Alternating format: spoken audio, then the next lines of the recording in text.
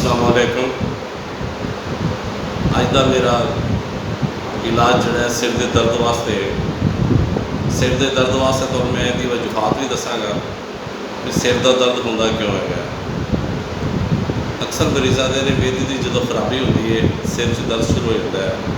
दिमाग की कमज़ोरी अगर हो तो तद भी जिसमानी तौर पर कमज़ोरी हो तो तद भी हो जाता है।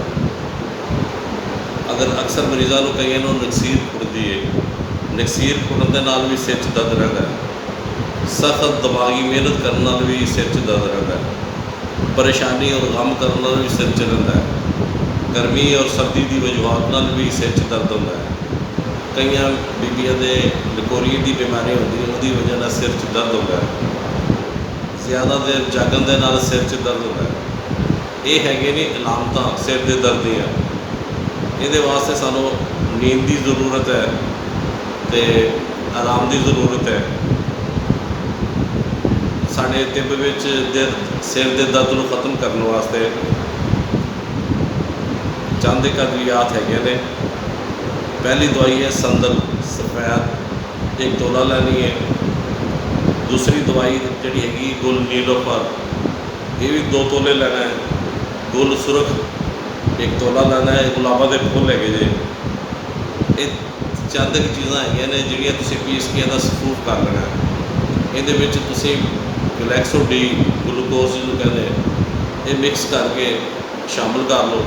इहदा अद्धा चम्मच सुबह अद्धा शाम इस्तेमाल करना है। रात को सौन लगे तो ना एक मैं दुध छुपा के ताकत वाली लेटी देने लगे तुसीं इस्तेमाल करनी है। तो लेटी की चीज़ां पानियां ने मगज़ बादाम, मगज़ तरबूज, मगज़ कद्दू, मगज़ खीरा, काली मिर्च के 3 दाने। अच्छा, ये सारी चीज़ों ग्रैंड कर लो तुसीं किसी मशीन के पाउडर बना के रख लो।